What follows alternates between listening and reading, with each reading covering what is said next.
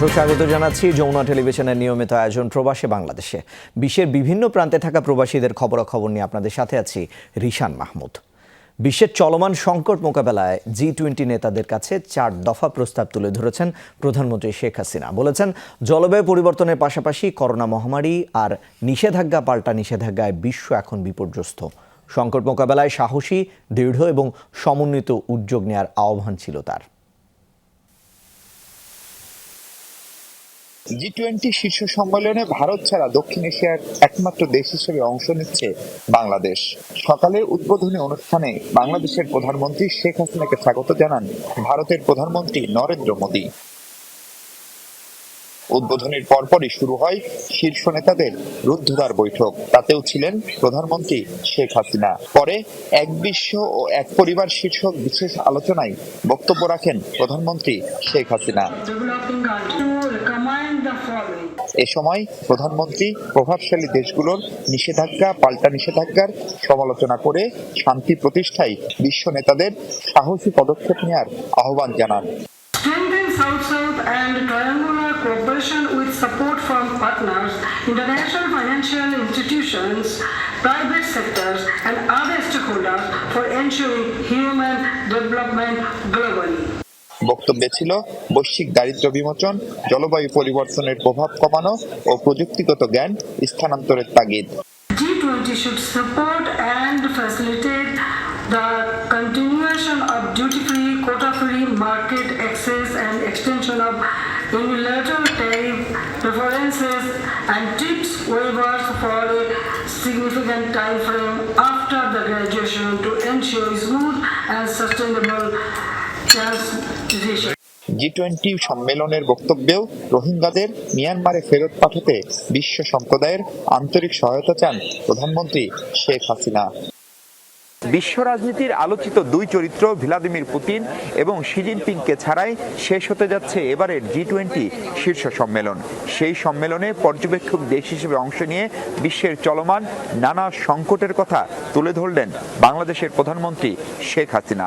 কেবল তাই নয়, এই সংকট নিরসনে বড় দেশগুলো কি করতে পারে তারও সুনির্দিষ্ট প্রস্তাব বিশ্ব নেতাদেরকে জানিয়েছেন বাংলাদেশের প্রধানমন্ত্রী। মাহফুজ মিশু, যমুনা নিউজ, নয়াদিল্লি, ভারত। নয়াদিল্লিতে G20 সম্মেলনের উদ্বোধনী অনুষ্ঠানের পর মার্কিন প্রেসিডেন্ট জো বাইডেনের সাথে অনানুষ্ঠানিক আলোচনা হয়েছে প্রধানমন্ত্রী শেখ হাসিনার। G20 সম্মেলনে প্রধানমন্ত্রী শেখ হাসিনার সাথে হাস্যোজ্জ্বল অবস্থায় সেলফিও তোলেন মার্কিন প্রেসিডেন্ট জো বাইডেন। এ সময় প্রধানমন্ত্রীর সাথে উপস্থিত ছিলেন তার কন্যা সাইমা ওয়াজেদ পুতুল এবং পররাষ্ট্রমন্ত্রী ডক্টর এ কে আব্দুল মোমেন। প্রধানমন্ত্রী শেখ হাসিনার সাথে দুই দেশের দ্বিপাক্ষিক বিষয় এবং দুজনের ব্যক্তিগত এবং পারিবারিক ইতিহাস নিয়েও কথা হয়। এ সময় প্রধানমন্ত্রী শেখ হাসিনা মার্কিন প্রেসিডেন্ট জো বাইডেনকে বাংলাদেশ সফরে আসার আমন্ত্রণ জানান। যুক্তরাষ্ট্র বাংলাদেশ সম্পর্ক নিয়ে সমালোচনাকারীদের মুখে চুনকালি দিয়েছে জো বাইডেনের সাথে শেখ হাসিনার বৈঠক, এমনটি বলেছেন ডক্টর এ কে আব্দুল মোমেন। নয়াদিল্লিতে G20 সম্মেলনের উদ্বোধনী অনুষ্ঠানের পর মার্কিন প্রেসিডেন্ট জো বাইডেনের সাথে অনানুষ্ঠানিক আলোচনা হয়েছে প্রধানমন্ত্রী শেখ হাসিনার। সেই আলোচনার পর এই মন্তব্য করেন পররাষ্ট্রমন্ত্রী। তিনি আরও বলেন, G20 সম্মেলনে আমেরিকার প্রেসিডেন্ট জো বাইডেনের সাথে ঢাকা ওয়াশিংটন সম্পর্কের বরফ গলেছে শেখ হাসিনা এবং জো বাইডেনের সাক্ষাতের মধ্য দিয়ে। বলেন, শেখ হাসিনার সাথে দুই দেশের দ্বিপাক্ষিক বিষয় এবং দুজনের ব্যক্তিগত এবং পারিবারিক ইতিহাস নিয়েও কথা হয়। এ সময় প্রধানমন্ত্রী শেখ হাসিনা মার্কিন প্রেসিডেন্ট জো বাইডেনকে বাংলাদেশ সফরে আসার আমন্ত্রণ জানান। আমেরিকার সাথে বাংলাদেশের সম্পর্ক অত্যন্ত ভালো, ভ্যারাইটিস মাল্টিফেরিয়াস সম্পর্ক, এবং এই সম্পর্ক 2 বছর কোভিডের কারণে আমাদের আনাগোনাটা কমছে। তারপরে দেখেন কন্টিনিউয়াসলি তারা আমাদের সম্পর্ক উন্নয়নের জন্য লোকজন পাঠাচ্ছেন, আলোচনা হচ্ছে। ভারতের নয়াদিল্লিতে অনুষ্ঠিত G20 সম্মেলনে বিশ্ব জৈব জ্বালানি জোট গ্লোবাল বায়োফুয়েল অ্যালায়েন্সে অংশগ্রহণ করেন প্রধানমন্ত্রী শেখ হাসিনা। বিকেলে জোটের অনুষ্ঠানে বিশ্বের অন্যান্য দেশের নেতাদের সাথে জ্বালানি বিষয়ে মতবিনিময় করেন তিনি। বাংলাদেশ ছাড়াও যুক্তরাষ্ট্র, ব্রাজিল, আর্জেন্টিনা, সংযুক্ত আরব আমিরাত এবং বিভিন্ন দেশের প্রধানরা এখানে অংশগ্রহণ করেন। অনুষ্ঠানে বক্তারা জ্বালানি নিরাপত্তা বিষয়ে জোর দেন। নবায়নযোগ্য জ্বালানি ব্যবহারের সাথে সাথে বায়ুদূষণ কমানো, কার্বনের নিঃসরণ করার জন্য সকলের সহযোগিতা চাওয়া হয়। নবায়নযোগ্য জ্বালানি ব্যবহারের পাশাপাশি কার্বন কর নিয়মিত প্রদানের জন্য উন্নত দেশগুলোর প্রতি আহ্বান জানানো হয়। G20-র উদ্বোধনী ভাষণে স্বাগতিক ভারতের প্রধানমন্ত্রী নরেন্দ্র মোদী বলেছেন, দুনিয়া জুড়ে কোভিড শুরু হওয়া সংকট যুদ্ধের কারণে আরও বিস্তৃত হয়েছে। এই সংকট থেকে বাঁচতে পারস্পরিক দূরত্ব কমাতে হবে। আফ্রিকান ইউনিয়নকে জোটের সদস্য হিসেবে অন্তর্ভুক্ত করা হয় এই দিন। আগামীকাল ৮৩ দফা যৌথ ঘোষণার মধ্য দিয়ে শেষ হবে এই সম্মেলন। নয়াদিল্লি থেকে আরও জানাচ্ছেন শিবলি নোমান। কোভিডোত্তর বিশ্বে যুদ্ধের খড়গ, বৈশ্বিক সংকটের এমন এক সময়েই G20 সম্মেলন। প্রথমবারের মতো বৈশ্বিক এই অর্থনৈতিক জোটের সম্মেলনের আয়োজক ভারত। দেশটির প্রধানমন্ত্রী তাই উদ্বোধনী ভাষণে তুলে আনেন সেই প্রসঙ্গ। দুদিনের এই সম্মেলনের প্রথম দিনে শুরুতেই ভূমিকম্প উপদ্রুত মরক্কোর পাশে দাঁড়ানোর কথা বলেন মোদি। এরপর সেই সূত্র ধরেই বিশ্বজুড়ে বিভাজন কমানোর উপর জোর দেন তিনি। কোভিড মহামারীর সময় যে আস্থার সংকট তৈরি হয়েছে, যুদ্ধ সেটিকে আরও বাড়িয়েছে। রাশিয়া ইউক্রেন যুদ্ধের পর খাদ্য, জ্বালানি ও সার সংকট ভোগাচ্ছে পুরো বিশ্বকে। এই পরিস্থিতি দূর করতে বিভেদ ভুলে একসাথে কাজ করতে হবে, বিশ্বাস নিয়ে একসাথে চলতে হবে। রাশিয়া ইউক্রেন যুদ্ধের পর খাদ্য, জ্বালানি আর সার সংকট সারা পৃথিবীকে ভোগাচ্ছে বলে উল্লেখ করে পরিস্থিতি উত্তরণে একযোগে কাজ করার তাগিদ দেন G20-র এবারের সভাপতি দেশের এই নেতা। একটি সুখবর আছে যে সব পক্ষের ঐকান্তিক চেষ্টায় G20 সম্মেলনের যৌথ ঘোষণার বিষয়ে সম্মতি দিয়েছেন নেতারা। বিকেলে আয়োজকরা সংবাদ সম্মেলনে জানান, ৮৩ দফার একটি যৌথ ঘোষণার মধ্য দিয়ে আগামীকাল শেষ হবে এবারের G20 সম্মেলন। সম্মেলনের প্রথম দিনের শুরুতেই আফ্রিকান ইউনিয়নকে জোটের নতুন সদস্য হিসেবে অন্তর্ভুক্ত করা হয়। শিবলি নোমান, যমুনা নিউজ, নয়াদিল্লি, ভারত। ভাগ্য বদলের আশায় প্রবাসে পাড়ি জমিয়ে হয়েছেন প্রতিষ্ঠিত। একসময় চাকরির খোঁজে নিজ দেশ ছেড়েছিলেন, এখন ভিন দেশে চাকরি দিচ্ছেন প্রবাসী বাংলাদেশিদের। চট্টগ্রামের রাঙ্গুনিয়ার বাসিন্দা মৌলানা আব্দুল মান্নান মধ্যপ্রাচ্যের দেশ ওমানে গড়ে তুলেছেন অন্তত ৪টি ব্যবসা প্রতিষ্ঠান। নিজে সফল হওয়ার পাশাপাশি রেমিটেন্স পাঠিয়ে ভূমিকা রাখছেন দেশের অর্থনীতিতেও। ওমান থেকে সহকর্মী মোহাম্মদ রফিকুল্লাহর প্রতিবেদনে বিস্তারিত। ২৪ বছর আগে চট্টগ্রামের রাঙ্গুনিয়ার আব্দুল মান্নান পরিবারের মুখে হাসি ফোটাতে দেশ ছেড়ে পাড়ি জমিয়েছিলেন মরুর দেশ ওমানে। ওমানের স্থানীয় এক মসজিদের ইমাম হিসেবে শুরু হয় মান্নানের প্রবাস জীবন।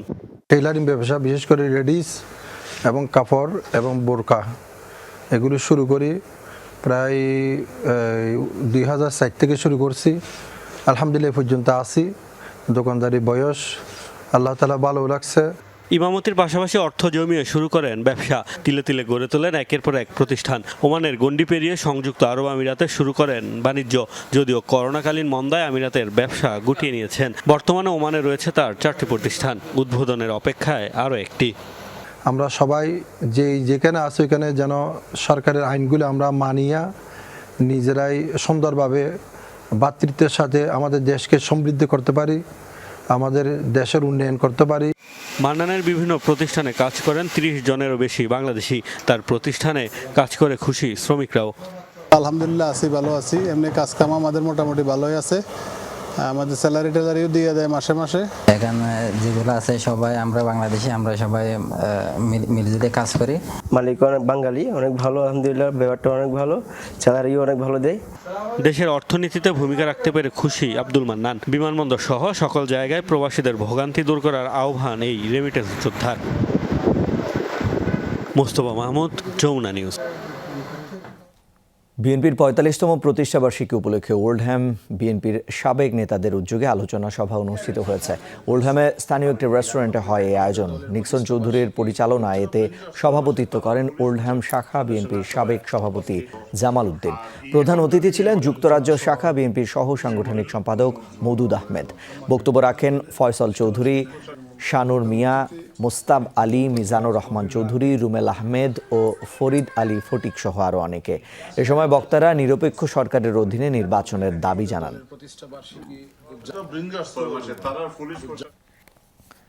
স্পেনের বার্সেলোনায় কিংস ক্রিকেট ক্লাবের উদ্যোগে 6-a-side ক্রিকেট টুর্নামেন্ট অনুষ্ঠিত হয়েছে। এতে অংশ নেয় 8টি দল। টুর্নামেন্ট শেষ হয় পুরস্কার বিতরণী অনুষ্ঠানের মধ্য দিয়ে। সার্বিক সহযোগিতায় ছিল বার্সেলোনা কিংস ক্রিকেট ক্লাব। বার্সেলোনার মনজুইক মাঠে অনুষ্ঠিত একদিনের এই টুর্নামেন্টে ফাইনালে পরস্পরের মুখোমুখি হয় টিম কাসা বাংলা এবং রাভাল কিংস। 13 রানে জিতে চ্যাম্পিয়ন হয় রাভাল কিংস। দুর্দান্ত পারফরমেন্সের জন্য শফিকুল ইসলামকে সেরা বোলার এবং আশরাফুল মামুনকে সেরা ব্যাটসম্যান হিসেবে পুরস্কার দেওয়া হয়। বাংলাদেশ কিংস ক্রিকেট ক্লাবের সাধারণ সম্পাদক মহিজউদ্দিনের সার্বিক তত্ত্বাবধানে পুরস্কার বিতরণী অনুষ্ঠান পরিচালনা করেন আফাজ জনি। উপস্থিত ছিলেন আব্দুল বাসিত কয়সর, বিজনেস অ্যাসোসিয়েশনের সভাপতি শিপলু আহমেদ নিয়াজি, মানবাধিকার কর্মী মোহাম্মদ কামরুল সহ আরও অনেকে। কুঁড়ের বাচ্চা সাধারণত চূড়ান্ত অলস ব্যক্তিকে বোঝাতেই ব্যবহৃত হয় এই প্রবাদ, কিন্তু তার সন্ধানে পুরোদস্তুর প্রতিযোগিতা। উদ্ভট শোনালেও বলকান দেশ মন্টিনিগ্রোয় চলছে বিচিত্র এই আয়োজন। সবচেয়ে বেশি দিন শুয়ে কাটাতে পারা মানুষটি হবেন চ্যাম্পিয়ন। লেজিয়েস্ট সিটিজেন খেতাব জিততে লড়ছেন 7 জন। টানা 20 দিন শুয়ে কাটালেও এখনও হার মানেননি কোনো প্রতিযোগী। শুয়ে থাকা মানুষগুলোকে দেখে কে বলবে এখানে প্রতিযোগিতা চলছে? বিজয়ী হতে রীতিমতো প্রাণপণ লড়াই করছেন 7 প্রতিযোগী। নিজেকে সবচেয়ে অলস প্রমাণ করতে পারলেই বাজিমাত, পাবেন চ্যাম্পিয়ন হওয়ার স্বাদ। নিজেকে কুঁড়ে প্রমাণের এই বিচিত্র প্রতিযোগিতা অনুষ্ঠিত হয়েছে মন্টিনিগ্রোতে। সবচেয়ে বেশি দিন শুয়ে বা ঘুমিয়ে কাটাতে পারলেই জিতবেন মন্টিনিগ্রোর লেজিয়েস্ট সিটিজেন খেতাব। এবার অবশ্য আলসেমিতে অতীতে সব রেকর্ড ভেঙে ফেলেছেন প্রতিযোগীরা। 20 দিন পেরিয়ে গেছে, এখনো হার মানেননি কোনো প্রতিযোগী। 2021 সালে আমি চ্যাম্পিয়ন হয়েছিলাম। সত্যি বলতে এবার আমি বন্ধু ও পরিবারের প্ররোচনায় এতে অংশ নিয়েছি। আমি জানি না তাদের কেন ধারণা হয়েছে এবছর আমি আবারও জিতব। আজ 20তম দিন। কেউই ভাবেনি প্রতিযোগিতা এতদিন স্থায়ী হবে। প্রথমবার অংশ নিলাম, নতুন অভিজ্ঞতার জন্য এসেছি। সবসময় আমি নতুন কিছু চেষ্টা করি। আমি জয়ের ব্যাপারে খুবই আত্মবিশ্বাসী। প্রতিযোগিতার নিয়ম বেশ কঠিন। 8 ঘন্টায় মাত্র একবার রয়েছে 10 মিনিটের জন্য টয়লেট ব্যবহারের সুযোগ। বাকি সময় থাকতে হবে শুয়ে। খাওয়া দাওয়া থেকে শুরু করে সবকিছুই চলবে বিছানায়।